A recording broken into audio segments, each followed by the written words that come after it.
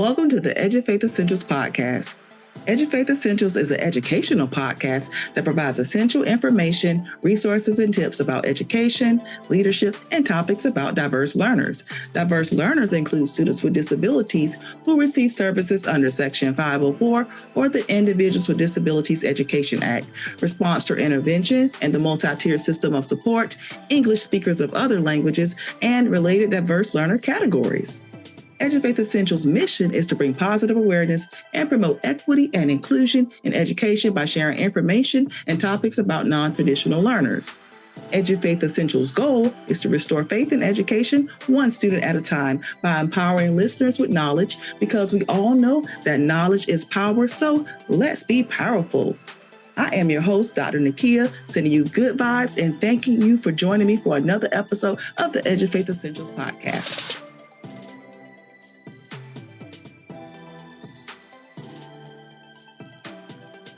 The first thing I wanted to do is address why I chose the name Edufaith. A couple of days ago, someone came to me and asked me, how did you choose the name Edufaith? Is it faith-based? Is it Christian-based? Or how did you come up with that name? So I want to address how I came up with the name Edufaith. When I thought of the name Edufaith, I thought of EDU, which means education. And then faith means trusting or believing in one's ability. When I have customers that come to me or clients that come to me needing my services and supports with their children with special needs, children who need support with college accommodation advocacy, teachers and educators and leaders needing support, supporting students with disabilities, students who are diverse learners, which includes students of all races and colors, students who learn differently, need interventions, who need those supports outside of the box. I think about my experience and my background with 27 years of education of teaching, 14 of those years being as a leader, and bringing that expertise to the table to help support students with special needs, disabilities, families, schools, and districts, and having those clients trust in my abilities and my background and my educational experience and my experience as a parent of a child with a disability, having that experience and that faith. And that's how I came up with that name. So EDU came from education and faith came from trusting or believing in one's ability. And that's how the name Edufaith came into place. My goal and my mission is to support, as I always say, diverse learners, all students. And as a parent of a child with a disability, I know how I felt on the other side of the table, trying to understand the processes, the frustrations and the fears of having a child with a disability and trying to figure out the waters or navigate the waters to support my child. And then being a teacher and an educator who taught and supported students with diverse learning needs, with disabilities, who were English speakers of other languages, who needed additional services beyond the general classroom. So that's where the whole name Edufaith came up in my vision in my brain. And that's how it came into place. And I just wanted to explain why Edufaith and how I came up with the name Edufaith. I am a woman of faith, but with the business, I'm a businesswoman, and the business is to restore faith, restore your faith, and help my clients restore their faith in education, whatever the service they need, one person at a time. So that's how Edufaith came into fruition. Let's dive into our Edufaith inspirational story. And this story is a Night to Shine prom event. This event comes from Tim Tebow's foundation. A Night to Shine is an unforgettable prom night experience for individuals with special needs from ages 14 or older. The Night to Shine is held in all 50 states and 16 countries around the world, and it's still growing. The annual event, according to TTF, the Tim Tebow's Foundation website, is an unforgettable prom night experience centered on God's love for people with special needs. It debuted in 2015, and the goal was to celebrate those individuals with special needs and give dignity to people who often are overlooked. During this event, the Night to Shine, there are various activities. Some activities include red carpet entrances, limousine rides, dancing, karaoke, gifts, catered dinners, a respite room for parents and caregivers, and a crowning ceremony for a king and a queen who get to wear their crown or tiara. The Night to Shine, as I previously mentioned, is hosted by churches around the world. If you're interested in volunteering, hosting, or even attending events, I will have the link on the Edufaith Essentials YouTube page for you to check it out. Each church that hosts the event is responsible for planning and hosting everything, which is the Night to Shine ceremony based on the Tim Tebow Foundation. According to one press release that I saw, I did see that there was a Night to Shine scheduled on February 9th at the Wilder Church in Ohio. I hope I said that right. And they are planning on having 90 guests attend. This is just a wonderful, heartwarming, sweet celebration. And I really do admire Tim Tebow's foundation and his goal and his mission to make individuals with special needs feel love and have a prom in their life. That is our Edufaith inspirational story. Kudos to you, Mr. Tim Tebow. I admire you and thank you for making our individuals with special needs feel wonderful, have dignity, and feel like kings and queens. And that's going to be it for our Edufaith inspirational story. Edufaith and yours truly is presenting at the 2024 Council for Exceptional Children's Conference. See you in San Antonio. This is the month, March 14th. I will present at the Council for Exceptional Children's Conference. I will present 2 sessions, presenting essential tips for special education leaders and essential tips for Section 504 coordinators. The essential tips for special education leaders section is from 11:45 to 12:30 on March 14th, which is my son's birthday. Happy birthday again. And I will present essential tips for Section 504 coordinators from 1 o'clock to 1:45. If you're at the Council for Exceptional Children, please come join me. Come to my sessions on March 14th in San Antonio. And thank you for your support always. And I will see you in San Antonio. I am so excited. Now let's shift to our dates to remember for the month of March. March is a busy month and just a time for we're in the 3rd month of the year. Spring is around the corner and there's a lot of events and recognition on diversity, equity, and inclusion. So let's see what we're celebrating and remembering during the month of March. March is Developmental Disabilities Month. March is also Brain Injury Awareness Month, Self-Injury Awareness Month, Red Cross Month, Multiple Sclerosis Awareness Month, Kidney Month, and Cerebral Palsy Awareness Month. March is also Women's History Month, a time to celebrate women and their contributions to our society. March is Youth Art Month, National Nutrition Month, Music in Our Schools Month. Now let's look into some dates. March 1st is Maintenance Workers Appreciation Day and Employee Appreciation Day. March 1st is Self-Injury Awareness Day. March 1st is also International Wheelchair Day globally. And March 2nd is Read Across America Day, a time where we take out our books and read across America. I remember when I was an educator in the classroom, this used to be a big day where we celebrated Dr. Seuss and celebrated reading and literacy across the school. March 4th is School Social Work Week, which begins March 4th through the 8th. March 8th is International Women's Day, and it's also International Social Emotional Learning Day. March 10th, Daylight Savings Time begins. March 10th is Ramadan Day that begins at sundown from March 10th through April 9th. March 14th is Pi Day. It's also my youngest son's birthday. Happy birthday to you. March 17th is St. Patrick's Day, and March 31st is Easter Sunday. Easter is coming early this year. Those are our dates to remember for the month of March. If you subscribe to our Edufaith Essentials newsletter, I will have all those dates in the Edufaith Essentials newsletter.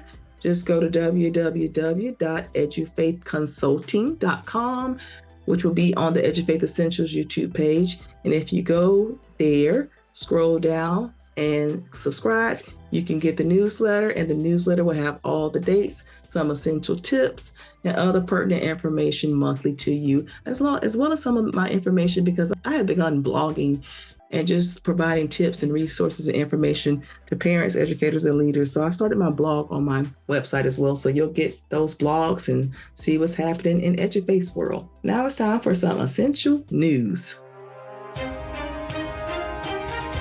Our first essential news story, Edufaith is presenting at the CEC Conference 2024. I will see you in San Antonio. I mentioned this before, but I'm excited, and this is the month of March, so I will be presenting this month at the National Council for Exceptional Children Conference. I will be presenting on my son's birthday on March 14th from 11:45 to 12:30, one session, and then I will present an additional session from 1 o'clock to 1:45. I will be presenting on my Essential Tips for Special Education Leaders book at the 11:45 session, and then I will be presenting Essential Tips for 504 Coordinators at the 1 o'clock session. Wish me luck, and if you're in San Antonio, Texas, and at the Council for Exceptional Children's Conference, come to my sessions and learn with me. I will have copies of my book there, and I'll encourage you to join me and get essential. Our next story on Essential News is coming from the U.S. Department of Education, an update. On January 22nd, 2024, the U.S. Department of Education released guidance to support infants, toddlers, children, and youth with disabilities who may require assistive technology devices and services. The Office of Special Education Programs and Educational Technology, OET, provided the guidance to dispel the misconceptions regarding assistive technology while also providing examples of the use of AT devices and services for children with disabilities. This guidance, titled Myths and Facts Surrounding Assistive Technology Devices and Services, highlights 28 myths and facts about AT devices and services. It provides additional information and resources to support children with disabilities and identifies related requirements addressed in the Individuals with Disabilities Education Act. And if you want to see that resource and how to access those myths or the AT guidance from the U.S. Department of Education, this information will be on the Edufaith Essentials YouTube page. If you go to the Edufaith Essentials YouTube page and go to this episode, you can click the link, and the link will be there for you to gather this resource and take a look about the myths and facts surrounding assistive technology devices and services. Now let's get into our essential knowledge. For today's episode, we're going to have a special guest, and she is going to talk to us about teacher burnout. It is March. A lot of teachers have been teaching for a couple of months now. Spring is around the corner. And around this time, as educators, and I remember even now, around March, you get a little tired, a little burnt out. Our guest today is going to talk about teacher burnout and provide some valuable information, essential knowledge about teacher burnout. Let me introduce her. Dr. Sherika Docras, or Dr. Sherika Simone, is an author, researcher, and scholar whose ongoing research includes examining the phenomena of teacher burnout, best practices for working with and supporting English language learners and diverse learners. Her additional work also looks at best practices and support for teacher preparation programs. Dr. Sherika seeks to work collaboratively with stakeholders within and outside of the education realm with the aim of dismantling educational inequities and to develop and implement intentional and practical steps to narrow the achievement gap among Black and brown skinned students and the underserved and marginalized populations. Dr. Sherika is also a published researcher and an author, and she's published numerous articles as well as a book, which is on Amazon. Her book is titled Death by Burnout, Education's Dirty Little Secret, and it can be found on Amazon. And without further ado, I would like to welcome my guest, Dr. Sherika Simone, to the Edufaith Essentials podcast. So welcome, Dr. Sherika, to the Edufaith Essentials podcast. Hi, Dr. Cotton. Thank you so much for having me on. I appreciate the opportunity to be on and to participate in what I know is going to be a very insightful, informative time as we talk about your topic tonight. Thank you so much. So the first question I want to ask you is, how prevalent do you believe teacher burnout is in today's educational landscape, particularly those educators who work with those diverse learners or those individuals with special needs? So it's a two-part question. So how do you feel like it's prevalent, and what are some contributing factors? Yeah, so great question. So I'm going to initiate conversation just on burnout on a whole and then narrate down to that special ed area. Now, of course, the burnout among educators was heightened and was made very clear, especially during the recent pandemic, right? Mhm. And for educators, having to pivot in such a very quick time frame to be able to continue to serve their students, number one, from home or wherever their environment was virtually. It highlighted the struggles that they encountered, right? Both as the educator teaching learners, but also as an educator now teaching learners virtually, and all the different factors and facets that were a part of that area. Mm-hmm. Now, if we continue on this talking about educators and burnout in the teaching sphere, right? My book talk about burnout and dive into the lived experiences of teacher burnout overall, from those special educators, educating teachers, to those teachers who are in the general population, and just talk about holistically what their experience was as educators. And they highlighted some of those factors, such as being overwhelmed with their job demands, increased paperwork, lack of support from their administrators, lack of support from their peers, right? And how all those factors, in a sense, kind of molded the experience that they had as it pertains to being a victim of burnout. And I use the word victim because that's what they became, a victim of burnout. Right. Now, you asked the question, how prevalent do I believe it is today? Well, take a look. If you go online at any point in time and Google teacher leaving the field, you will not find shortage of information. Right? You will, Correct. this year, as well as last year, several schools opened in a lot of school districts where there were still students, still classroom that did not have a teacher. If you think about it, now let me even chime in some more with that. These classrooms that were unfilled, so to speak, with those teachers included those core classrooms, and also included those classrooms where you have special educated learners. Right. And it did not only happen for just the first week of school or the first month of school. There are some classrooms where the first 9 weeks, they did not have a certified teacher that was assigned to that class. So in that interim, you may have a substitute teacher, you may have a coach that had to step back from his or her role as a coach and step in as a classroom teacher temporarily until there was a certified teacher hired on to teach that or those classes. Right? As I mentioned, if you go online, you will not find a shortage of information of teachers who are not leaving the field. It's like a revolving door. Right? You start school in August, and by October, there is one teacher leaving. And I won't narrow it down to my personal direct or indirect experience, right, in my current role or my current field. But teachers are leaving because of those factors, as I mentioned, being overworked for the job demands, the job duties, being not getting the support they need. Right? Whether it's from their administrator, they're from their fellow colleagues, and just having that extra job duties and roles that they have to kind of toddle between in order to actually get their work done.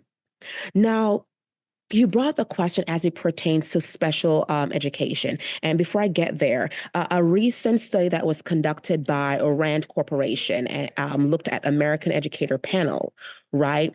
And they found that by teachers who were surveyed, 23% of them at that time said that they were not planning on returning to their school at the end of the 2022-2023 school year. Wow. And yeah. Now you may think, okay, 23% in hindsight, that's less than 50. Well, if you narrow it down, 23% can mean a whole lot for a school district that may already have struggles with keeping teachers in the classroom. Wow. Did Right? And in that research, did it give like a breakdown of the teachers, or was it just holistically, gen ed, special ed, or a little bit of both? Because I agree with you wholeheartedly. If you search, we have a lot of educators leaving the field. And in that search, quite a few of those teachers are teachers who are certified in special education. So did that research narrow that down, or was it just pretty global? It narrowed it down somewhat, did not specifically hone in on special educators.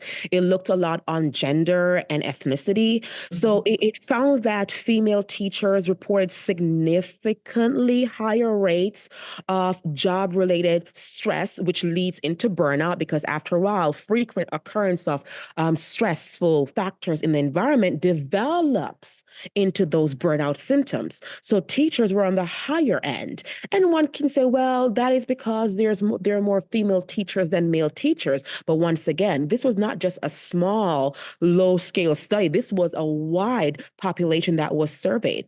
Additionally, it found that when we talk about race and or ethnicity, it found that Black teachers were significantly higher, reported higher rates of burnout as compared to their white counterparts.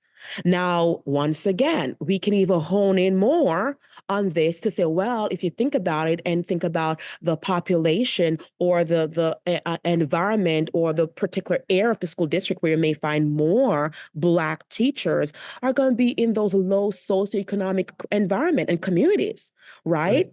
And if we Correct. talk about it, what do we often see or don't see in these environments are access to those Resources. resources. Resources. Right? Mhm. Resources. And that Mhm. could be resources such as the more up-to-date textbook. I know we're going digital right now, but still let's hone in on that. It may be resources as it pertains to the appropriate professional development that they Correct. may need as it pertains to that specific population they're working with.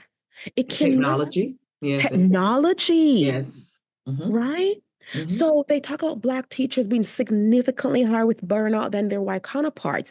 And they also talk about, and here's when we talk about special education, I'm not saying with special education, there are always students who may have disruptive behavior or major disabilities, right? But they talk in this survey, research, it talked about being able to manage or not manage certain behaviors, right? Not being able to efficiently support students with certain academic learning deficits. Mhm. Now, I want to kind of pair those together when I talk about professional development. There are times when you may have teachers who are placed in the classroom, and it could be new teachers right out of college who have the formal education, or it could be teachers coming out of the corporate world into the classroom that just does not have the bandwidth, the experience, the knowledge as to how best to service and support a special education classroom or population.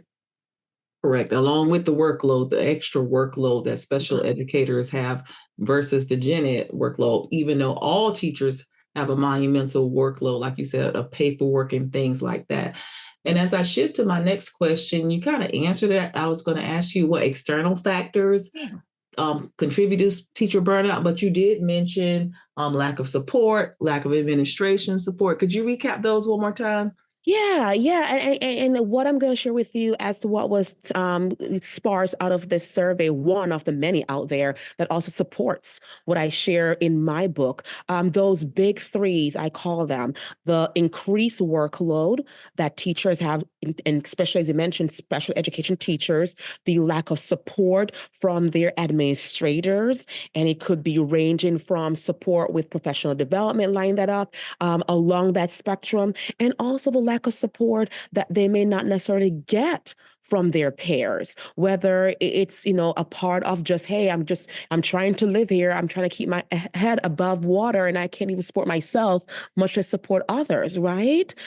Those big three are what were identified in my own research, along with this 2023 study and others similar that identify these factors that have contributed to teacher burnout. Okay, which leads to my next question. With those three factors that you mentioned, how can school administrators and policymakers better support teachers to create a more sustainable work environment? Yeah, and I chuckle a little bit because I want to preface by saying it is not, and I believe it is not that administrators, let me start there, are not wanting to support teachers and create that more sustainable work environment. I fail to believe that that is the objective there, right? Correct. But It's not intentional, it's not however. intentional. But when I sit and I reflect, or even in my direct experience, oftentimes administrators go in with this whole idea of we're going to make things better, but then they are caught with, I want to do this to support my teachers. It is important for mental health, physical, emotional, all those areas of, their mental health and well-being, right? But I am caught with my back against the wall, so to speak, with having to make sure that student grades and school grades and discipline, all of those factors grades are kept high, performance high, discipline low. And oftentimes it's like catching up, well, I want to do this, but I can't right now. I should do this, but I'm not able to right now. So in light of that, how can administrators better support teachers, offer guidance? Those small one-on-one conversation in the hallway, in the office, at the end of the school day, in the parking lot, those help. They help, right? Not being so easily to, not saying that admins are doing this, forget that, hey, you were once a teacher, you probably know the struggles, right? But offer some guidance. Hey, Sherika, I saw that, you wrote a referral or a couple for the last month. What's going on? Let's talk about some strategies. Sit in on their PLCs, listen in as to what may be going on. Create an environment where they have that safe space to share and not feel that there'll be any negative repercussions because of sharing that information. Right? Right. Provide time to collaborate with peers. Oftentimes, that collaboration is often focused on academics. But how about those time to share those similar themes or concerns that may be out there that they're all suffering from, but no one has come together to say, hey, this is how I was able to overcome and or work through this, right? Mhm. Um, when we talk about evaluations, admins do conduct evaluations. Offer those meaningful evaluations. If there is an observation, a classroom observation, and there are any behavior issues or something that may be picked up, be specific with those evaluations. And in those post observation, have the conversation, make it meaningful. And also, being able to treat peers as trusted professionals, because at the end of the day, I would love to say that certified educators are considered to be professionals in their craft, in the work that they do, right? Correct. And a final note before I even segue over, increase teachers' involvement. I know there are certain decisions and decision making that educators, teachers, classroom teachers may not be allowed, available, be able to be a part of.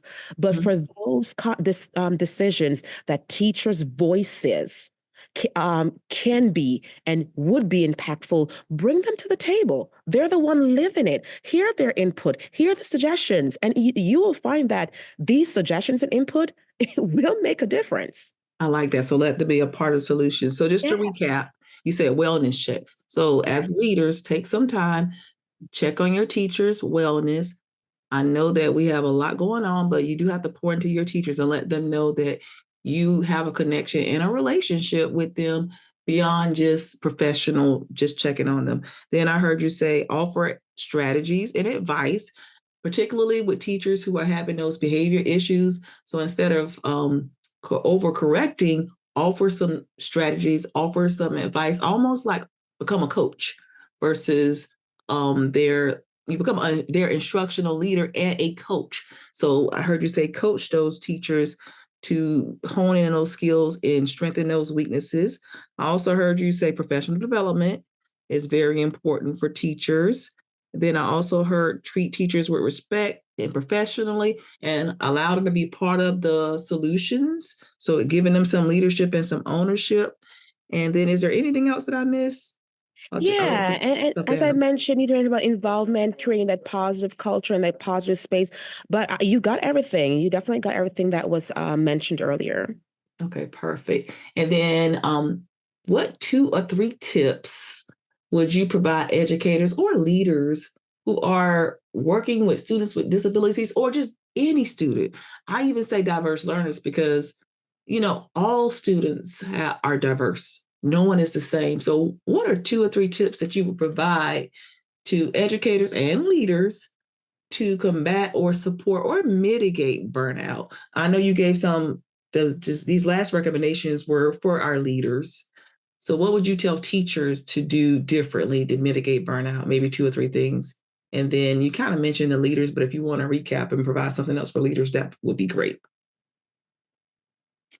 Yeah, absolutely. So I would say number one, get to know your students, right? I believe sometimes some of the struggles that teachers, new veterans may have in the classroom as it pertains to symptoms of burnout due to students' behaviors, negative behaviors, can be mitigated if teachers are built that teacher student professional relationship.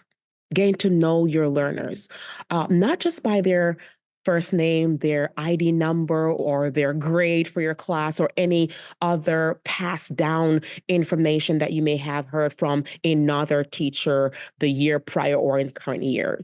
But get to know your learners, get to know their likes, their dislikes, get to know their interests, get to know, okay, when they walk in and they have a certain look on their face, they may need to have a out the door or out the classroom conversation just to check in on them, right? So I would say that would be number one, building that student teacher rapport and relationship, positive relationship, Okay, right? Um, correct. Gloria Latson-Billings in her research as it pertains to culturally responsive teaching, right? And culturally relevant pedagogy. Talk about learn about your students, and that takes shape into learn about their cultural background, learn about their family dynamics. And you may not know everything, but something is better than nothing, right? And when you work with those learners, kind of bring that into the curriculum, into the conversation. If you know about their cultural background and you're teaching a certain lesson based on a diverse learner lens or population, you're able to make the learning meaningful. And learners are able to make those intentional connections as to, well, why do I care? Now, if you have that cultural insight about your different learners, you can make it make sense as to why they should care, right? Correct. So I would say definitely number one, get to know your students. So building the Not relationships and building the strengthening your relationship. relationships, because that will help alleviate some of the, behaviors and stress of teaching. So I got that one. All right. Sorry. Go ahead. No, yeah, absolutely. Now, a second one I would say when it comes to working with learners with disability or to mitigate burnout. Number two, I would say better understand you, who you are. Be a reflexive educator. Wow. Now, when I say that, I know in my first years, I was like, yes, I'm a great teacher. I'm teaching good. But they weren't getting it. I'm a great teacher. I'm teaching good. They're getting it, right? But until I had the epiphany, the insight Mhm. to stop and reflect on myself as an educator, as a teacher, and to understand my teaching abilities and be able to really intentionally look and say, okay, Sherika, this does not line up with that philosophy of teaching your learners, right? Being a reflexive teacher does that. You're able to look at your teaching practices, look at the work that you do, and be able from that to sparse areas in which you know truthfully you need to improve on. And in knowing that, you also seek out areas, access to opportunities to build on those shortfalls. So I would say a second one would be to be a reflexive educator. Very good. So to help combat or mitigate educator burnouts, educators, you have to build relationships, build meaningful relationships with your students. Very, very important. And then the second one is be self-aware, become self-aware. So your own reflective self-awareness and assess what you need to change and what you need to work on so you're not creating those stresses to burnout. So that's what tips we have for our educators. Anything else for the leaders before we close out? And then we're going to talk about just the book and your contact information. I would say for leaders, and I say this over and over, and I'll say it again. I know going in as a leader, it's already, especially in today's education society, the priorities are fixated on students learning, which it should be. School grades, I understand that learning equates and transition to school grade, but I want to say for leaders, administrators, build in those intentional time where when you call a faculty meeting or a PLC get together, there is intentional time and space for mental health and wellness, right? For I love just to it. sit back and just to connect wholeheartedly. And there may be teachers who may be a little bit more reserved and closed in regards to not wanting to share initially, but I tell you, they're listening.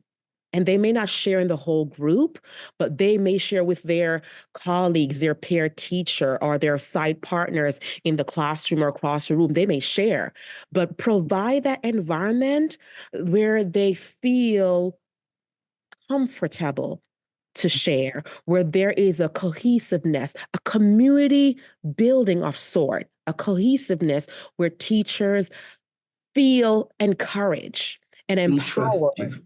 And I'm trust sorry, you. empowered, yes. And trust. Encouraged and Mhm. empowered to share and not be judged.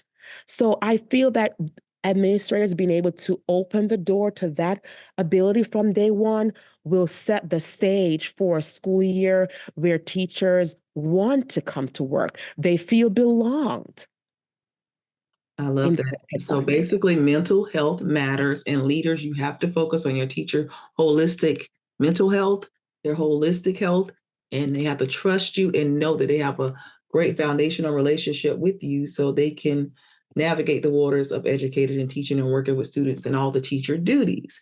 Yeah, absolutely. So your book is Death by Burnout, Educator's Dirty Little Secret. I have my copy in front of me as we Yay. speak. I purchased a copy. Would you tell our listeners how they can find you and the book and any other contact information you want to leave? I will also post this on the Edufaith Essentials YouTube page once I post the podcast. But if you just tell us verbally, and then I will also post it for everyone as well. Absolutely. So you are able to find the book Death by Burnout, Education's Dirty Little Secret. It's on Amazon. You can get your copy on Kindle, purchase your copy if you have Amazon Prime. Within 48 hours, you'll have your copy that you can dive into, you can deface, you can take some great next steps or coping strategies from there to support yourself and even your colleagues. And that goes for administrators. You can use some of those to support your educators on campus. You are able to connect with me. I am on Instagram at Dr. Sherika Simone. I'm also on Facebook, Dr. Sherika Simone. I am also, and it can be found on LinkedIn, Dr. Sherika 𝐾𝐿. And of course, my website, Dr. Sherika Simone, www.drshericasimone.com. Thank you so much. And I see it also on the back of the book. So I will make sure I copy and post this on the Edufaith Essentials YouTube page for my listeners. Dr. Sherika, thank you so much for spending time and sharing your knowledge. I have looked at your book and it is a easy read. The way you have it set up, you can just take it and read a couple of excerpts from it. So it's really a great book and a great resource for educators and leaders. And parents, you can always gift this book to our educators and leaders because this will make a great gift as well. Dr. Sherika, thank you so much for joining us. And do you have anything you want to say before we close out? No, that is it. I appreciate coming on and thank you for the work that you are doing. I enjoyed, I love it. It's meaningful, it is needed.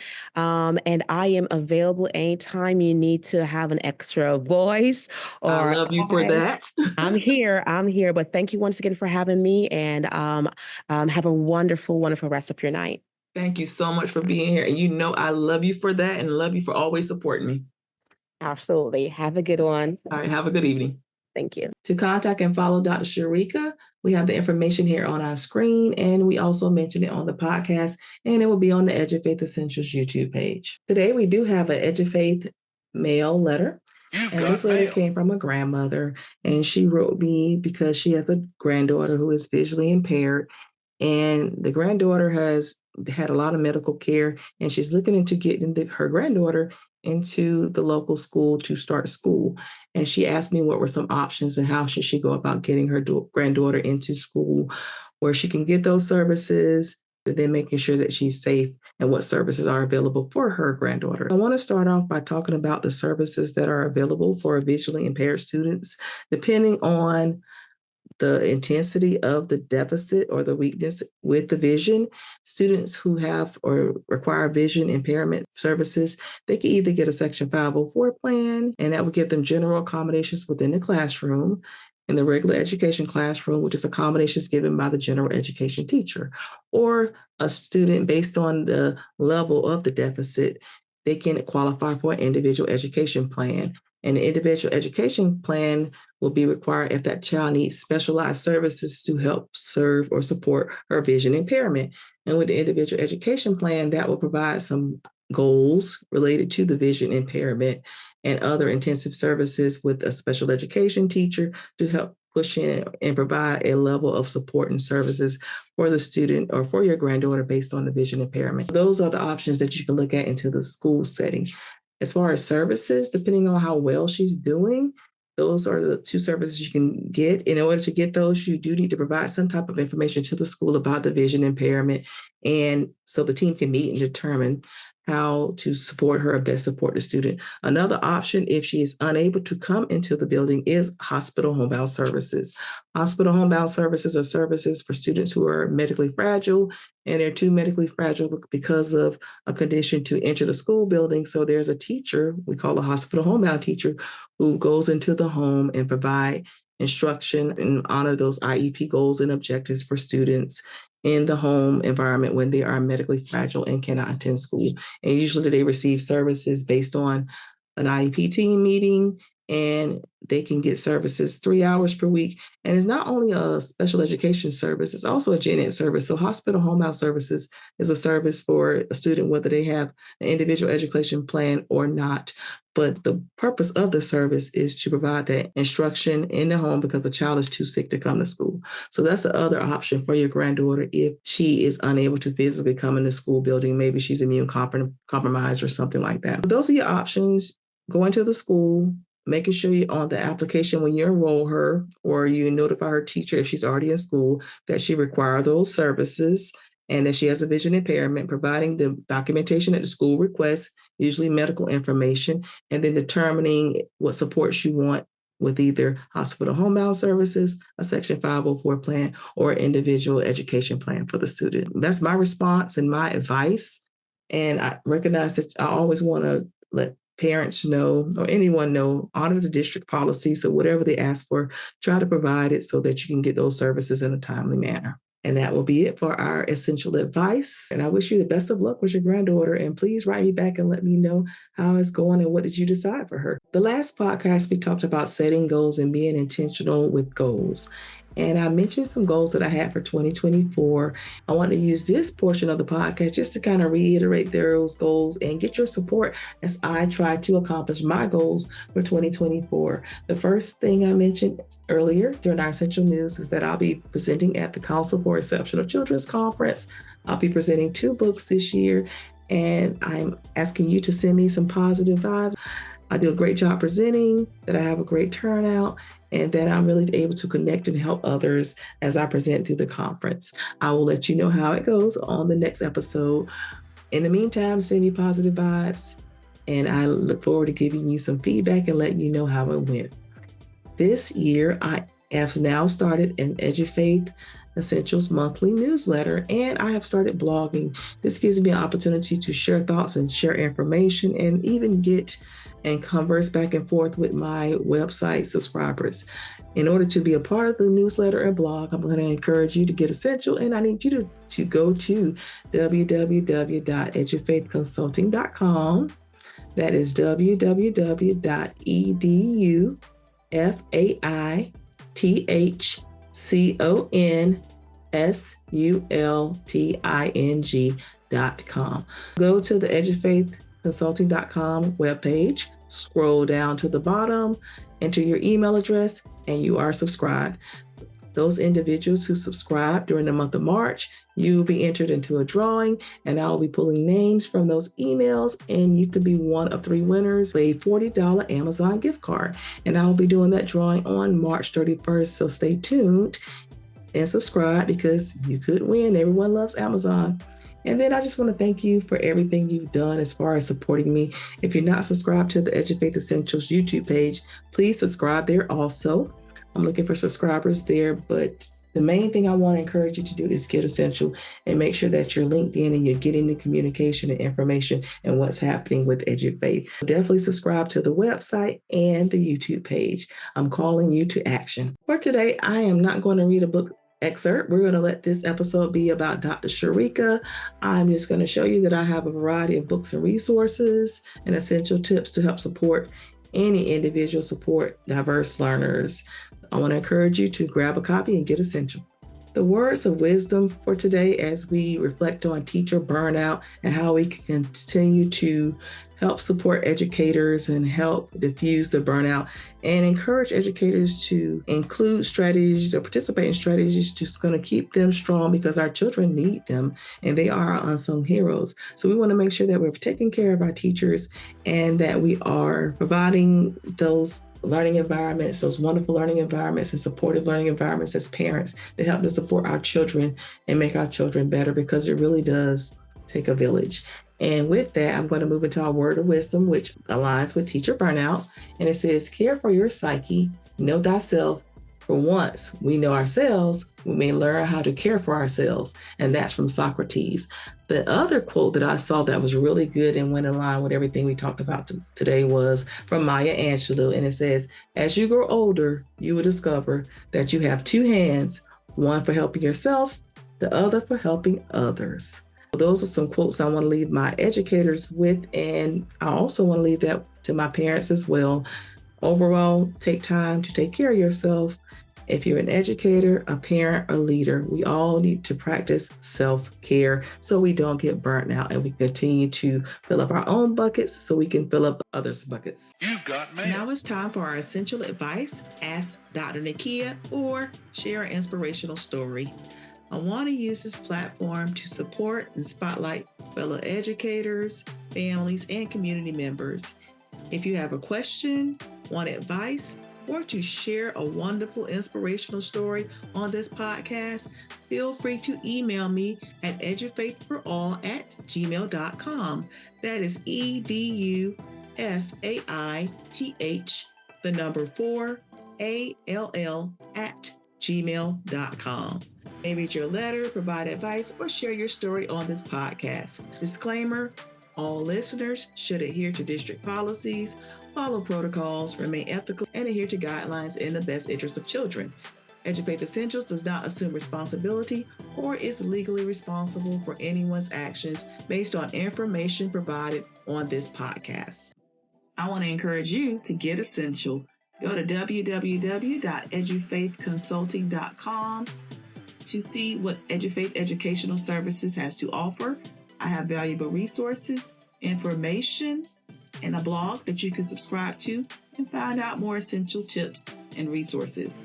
Go to www.edufaithconsulting.com and subscribe to the Edufaith Educational Services page. Get Essential. This podcast is brought to you by Edufaith Educational Services. Some services offered through Edufaith Consulting include consulting and advocacy for parents, consulting for educators, leaders, and school districts, college accommodation advocacy, consulting and training, advocacy in supporting individuals with college accommodations at the post-secondary level, as well as university trainings to support individuals with disabilities and services. Parent education trainings, college and career coaching for students who are entering the workforce or the post-secondary college setting, business and district professional development and trainings for churches, nonprofits, businesses, districts, and communities, specializing in services for diverse learners, including students with disabilities, interventions under the multi-tier system of support, English speakers of other languages, education and leadership coaching, program development under services under IDEA, Section 504, trainings, diverse learners, and essential tips books. Feel free to go to www.edufaithconsulting.com to view all the services that Edufaith Educational Services. I want to encourage my believers to be blessed. All others, be kind, be well, and be the change. Follow Edufaith on social media. Twitter, EdufaithS. On Instagram, Edufaith 2021. On LinkedIn, Edufaith Educational Services. Thank you for listening. Thank you for supporting Edufaith Educational Services and the Edufaith Essentials podcast. Subscribe and follow Edufaith Essentials on the Edufaith Essentials YouTube page and listen to the Edufaith Essentials podcast on all streaming platforms. Thank you for listening. Thank you for your support. Have a wonderful day and get essential.